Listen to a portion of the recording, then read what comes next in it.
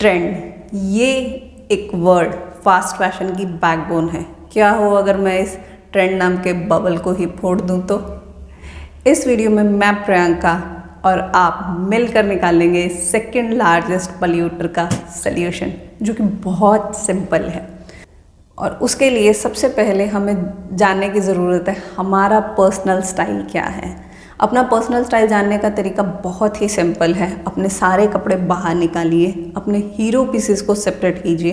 Hero pieces वो जो आपने सबसे ज़्यादा पहने हैं, उन पीसेस को सेपरेट कीजिए और उन्हें ध्यान से देखिए। उनमें आपको कोई ना कोई पैटर्न या कुछ लिंक दिख रहा होगा, वो आपका स्टाइल है, आपका पर्सनल स्टाइल जिसे आप मैक्सिमम टाइम पहनते हैं। हम जिन कपड़ों में ज़्यादा कंफर्टेबल फील करते हैं, हम डेफिनेटली वही कपड़े पहनना पसंद भी करते हैं। और जो कपड़े हम लोग इम्पल्सिव बाइंग या फिर किसी ट्रेंड के जाल में फंस के हम लोग खरीद लेते हैं, वो हमारी कबर्ड में हमेशा हमेशा के लिए पड़े रहते हैं और हम उन्हें नहीं डालते हैं। सबसे ज़्यादा इम्पॉर्टेंट है कि आप अपने लाइफस्टाइल को, अपनी चॉइसेस को, अपने कंफर्ट को समझिए, उसके बाद ही आप शॉपिंग के लिए जाइए। Unsubscribe, unfollow all online shopping apps. आप बोल रहे होंगे ये तो बहुत ज़्यादा मुश्किल है, because we are addicted to these apps. मैं इसका एक सब्स्टिट्यूट आपको देना चाहती हूँ। इसका सब्स्टिट्यूट सिंपल है। आप पिंटरेस्ट पे जाइए, उस पर आप अपनी ऑलरेडी जो एग्जिस्टिंग क्लॉथिंग आइटम है जिसको आप ज़्यादा नहीं पहनते हैं, फॉर सेक ये क्लॉथ जैकेट है, आप क्लॉथ जैकेट सर्च में टाइप कीजिए, आपको डिफरेंट स्टाइल दिखेंगे, डिफरेंट टाइप्स ऑफ कॉम्बिनेशन दिखेंगे, जिससे आप ये एग्जिस्टिंग अपनी जो क्लॉथिंग फैब्रिक है इसको किस तरह से रीस्टाइल कर सकते हैं, वो आपको मिलेगा। आप इन स्टाइल्स को जब ट्राई करेंगे तो बिना पैसे खर्च किए आपको एक नया आउटफिट मिल जाएगा, जो कि बहुत ज़्यादा स्टाइलिश है, ट्रेंडी है और सबसे ज़्यादा इम्पॉर्टेंट, सबसे ज़्यादा सस्टेनेबल है। क्योंकि सबसे ज़्यादा सस्टेनेबल फैब्रिक वही है जो अभी आपकी कबर्ड में है। Go for second hand shopping. Second hand clothing बहुत सारी वेबसाइट्स आपको मिल जाएंगी। आप इन वेबसाइट्स पे जाइए, अपना टेस्ट के अकॉर्डिंग आप उन पे ख़रीद सकते हैं, जिनमें से मैंने एक OLX बताई और उसके अलावा भी बहुत सारी हैं जिनका लिंक नीचे मैं डिस्क्रिप्शन में दे दूँगी। उनमें से कुछ के नाम यहाँ पे आप देख सकते हैं। इन पे जाइए, शॉपिंग कीजिए। पर मेरा जो पर्सनल फेवरेट है वो है अपने पेरेंट्स की, अपनी सिस्टर्स का wardrobe.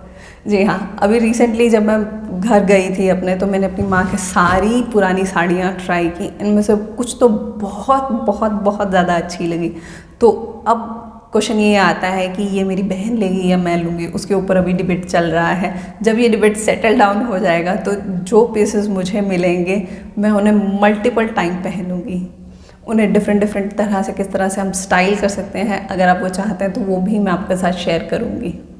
Ask these question before buying anything. ये 4 क्वेश्चन अपने आप से ज़रूर कीजिए जब आप मार्केट में खड़े हैं और आप कुछ खरीदने लगे हैं।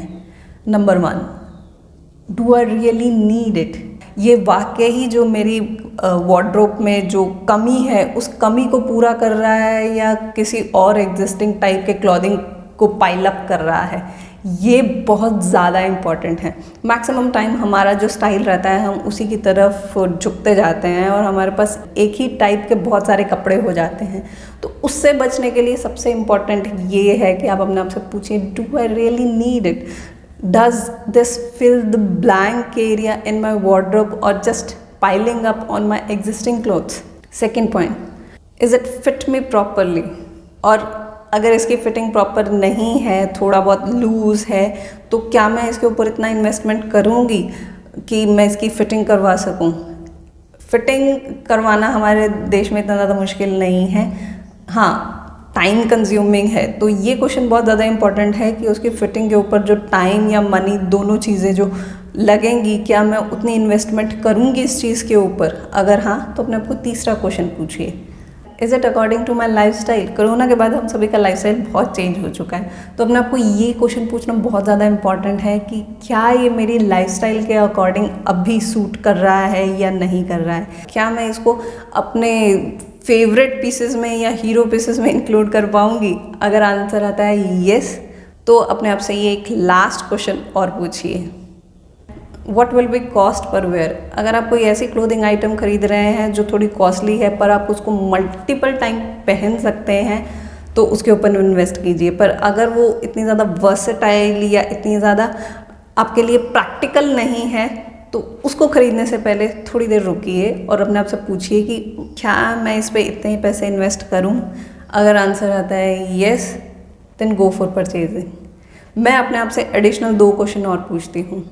नंबर 1, क्या ये जो मैं क्लॉथिंग आइटम खरीदने जा रही हूँ इसका जो फैब्रिक है वो सस्टेनेबल फैब्रिक है कि नहीं। इंडिया में सस्टेनेबल फैब्रिक बहुत ज़्यादा कॉस्टली हैं, तो इसको थोड़ा डाइल्यूट आप कर सकते हैं इस वे में कि इसकी प्रोडक्शन कहाँ पे हुई है। मैक्सिमम हमारे जो कपड़े हैं वो गुजरात में मैन्युफैक्चर होते हैं, और गुजरात में अगर वो मैन्युफैक्चर हो रहे हैं तो वो बेटर है रादर देन कि अगर हम बांग्लादेश या किसी और जहाँ पे उसके कार्बन फुटप्रिंट्स और भी ज़्यादा हैवी हो जाते हैं वो कपड़े लें।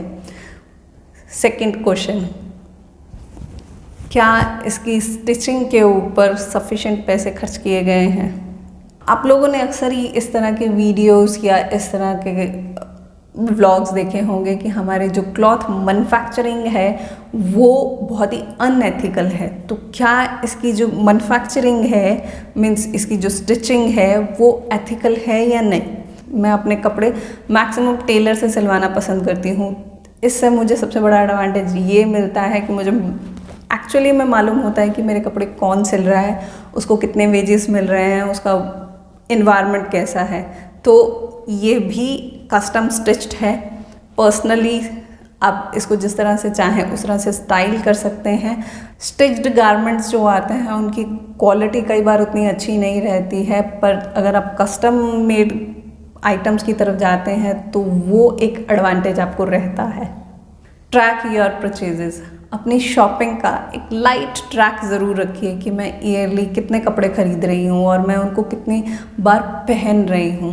अगर वो फ्रिक्वेंसी बहुत ज़्यादा हाई है तो आपको प्लीज़ उसके ऊपर ज़रूर चेक रखना चाहिए, पर इस चीज़ को अपने ऊपर फोर्सली इन्फोर्स मत कीजिएगा। इस चीज़ को एज अ चैलेंज या एज अ प्रोडक्टिव चीज़ लीजिए कि अगर आप बहुत ज़्यादा शॉपिंग करने के शौकीन हैं तो उसका कुछ ऑल्टरनेट ढूंढिए रादर देन उस चीज़ को सप्रेस करने के। Last point, give some time. ये चीज़ें जो हम लोगों ने बिल्डअप की हैं पिछले 5-10 सालों में, ये 2-4 दिनों में जाने वाली नहीं है। इन सब चीज़ों को रुकने में, थमने में टाइम लगता है, तो अपने आप को थोड़ा टाइम दीजिए। अगर आप शॉपिंग जाने के बहुत ज़्यादा शौकीन हैं तो शॉपिंग ना जाके अपने किसी फ्रेंड के पास जा सकते हैं, आप उससे सिंपल चिट चैट कर सकते हैं, या फिर आप और कुछ अपनी एक हॉबी कल्टीवेट कर सकते हैं, उस हॉबी के ऊपर टाइम दे सकते हैं। या फिर आपका पसंद स्टाइलिंग ही है या फिर नई स्टाइल से कपड़े पहनना ही है तो पिंटरेस्ट बहुत अच्छा सोर्स है जिसमें आप अपने एग्जिस्टिंग क्लॉथ्स को ही किस तरह से मल्टीपल वे से स्टाइल कर सकते हैं। आपको बहुत सारी चीज़ें मिल जाएंगी। मुझे ये चीज़ बहुत ज़्यादा पसंद आई है कि मैं अपने ऑलरेडी एग्जिस्टिंग क्लॉथ्स को ही किस तरह से डिफरेंट वेज में स्टाइल कर सकूं। अगर आप इम्पल्स बायर हैं तो प्लीज़ नीचे कमेंट करके ज़रूर बताइएगा कि आपको ये वीडियो कितनी ज़्यादा प्रैक्टिकल लगी, और अगर आपको ये वीडियो अच्छा लगा हो तो प्लीज़ लाइक शेयर कमेंट ज़रूर कीजिएगा। इस पोल्यूशन का सोल्यूशन की तरफ मैंने एक अपना छोटा सा कदम बढ़ाया है, देखते हैं आप कब उठाते हैं। धन्यवाद।